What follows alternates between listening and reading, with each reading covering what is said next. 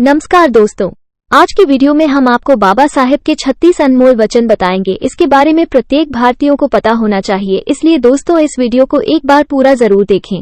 तो चलिए जानते हैं वो कौन से वचन हैं। 14 अप्रैल को डॉक्टर अंबेडकर जयंती के रूप में मनाया जाता है। भारत के पहले कानून मंत्री डॉक्टर भीमराव अंबेडकर भारतीय संविधान के पिता कहे जाते हैं। डॉक्टर भीमराव रामजी अंबेडकर की अध्यक्षता में दुनिया का सबसे लंबा लिखित संविधान सभा द्वारा तैयार किया गया था।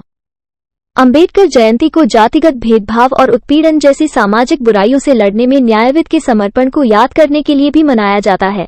उन्होंने जाति व्यवस्था का कड़ा विरोध किया और इसे समाज से मिटाने का प्रयास किया। डॉक्टर भीमराव अंबेडकर हमेशा उत्पीड़ितों के साथ एकजुटता से खड़े रहे और महिलाओं, मजदूरों और अछूतों के जीवन के उत्थान के लिए काम किया। एक प्रखर समाज सुधारक, अर्थशास्त्री और प्रभावशाली वक्ता होने के नाते डॉक्टर अंबेडकर राजनीति विज्ञान, कानून और अर्थशास्त्र जैसे विभिन्न विषयों के विद्वान थे। 14 अप्रैल 1891 को बाबा साहेब डॉक्टर भीमराव अंबेडकर का जन्म मध्य प्रदेश के महू के एक गांव में हुआ था। उन्हें बचपन से ही आर्थिक व सामाजिक भेदभाव का सामना करना पड़ा। यहाँ तक कि स्कूल में छुआछूत और जाति पाति का भेदभाव झेलना पड़ा। लेकिन तमाम विषम परिस्थितियों के बाद भी अंबेडकर ने अपनी पढ़ाई पूरी की और एक या दो नहीं, अपनी मेहनत से कुल 32 डिग्रियां हासिल की। विदेश से डॉक्टरेट की डिग्री हासिल की और अपने देश भारत में दलित समाज के उत्थान के लिए अनेकों कार्य किए।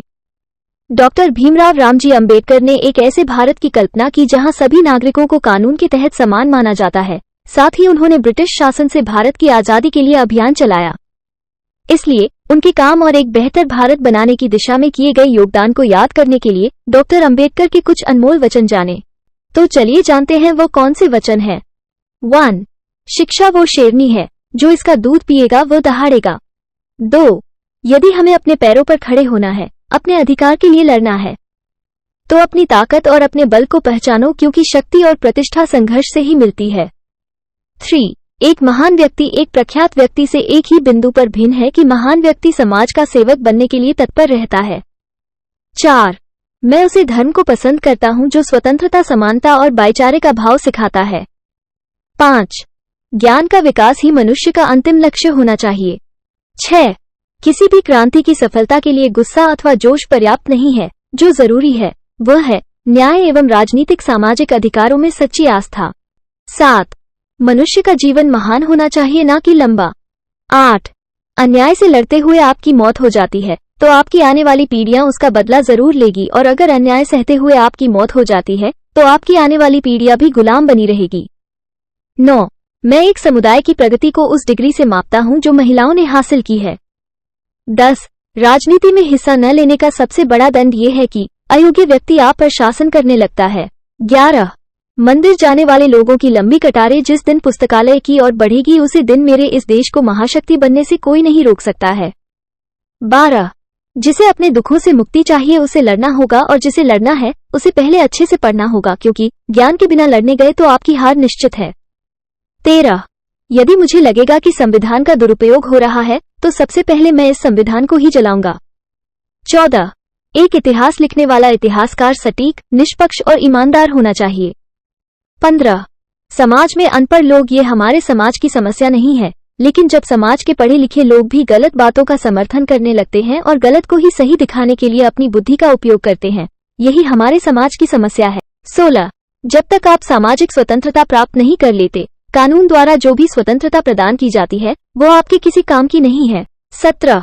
यदि हमें अपने पैरों पर खड़े होना है, अपने अधिकार के लिए लड़ना है, तो अपनी ताकत और बल को पहचानो, क्योंकि शक्ति और प्रतिष्ठा संघर्ष से ही मिलती है। 18.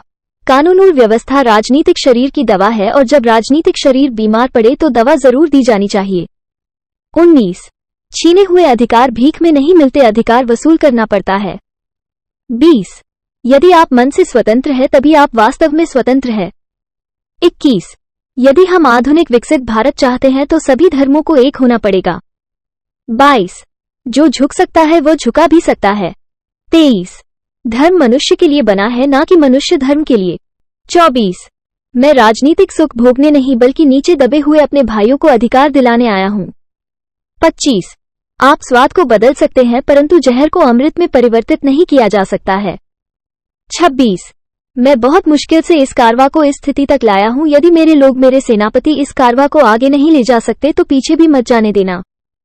27 मनुष्य नश्वर है, इस तरह विचार भी नश्वर है। एक विचार को प्रचार प्रसार की जरूरत होती है, जैसे कि एक पौधे को पानी की, नहीं तो दोनों मुरझाकर मर जाते हैं। 28 वे लोग इतिहास नहीं बना सकते जो लोग अपने इतिहास को भूल जाते हैं। 29 पानी की बूंद जब सागर में मिलती है तो अपनी पहचान खो देती है। इसके विपरीत व्यक्ति समाज में रहता है पर अपनी पहचान नहीं खोता। 30 ज्ञान हर व्यक्ति के जीवन का आधार है। 31 बुद्धि का विकास मानव के अस्तित्व का अंतिम लक्ष्य होना चाहिए। 32 एक संविधान चाहे जितना बड़ा हो वह अच्छा साबित हो सकता है यदि उसका पालन करने वाले लोग अच्छे हो। 33 जो व्यक्ति अपनी मौत को हमेशा याद रखता है वह सदा अच्छे कार्य में लगा रहता है।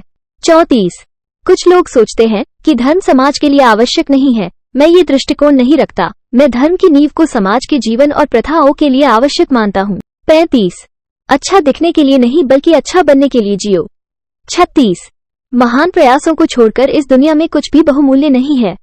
दोस्तों, मुझे विश्वास है कि डॉक्टर बाबा साहेब अम्बेडकर जी के बहुमूल्य वचनों से आपको जरूर महत्वपूर्ण जानकारी हासिल हुई है और डॉक्टर बाबा साहेब अम्बेडकर के विचारों से और उनके जीवन के कार्यों से आपको जरूर प्रेरणा मिली होगी। चैनल को सब्सक्राइब कीजिए और ज्यादा से ज्यादा अपने दोस्तों के साथ शेयर कीजिए।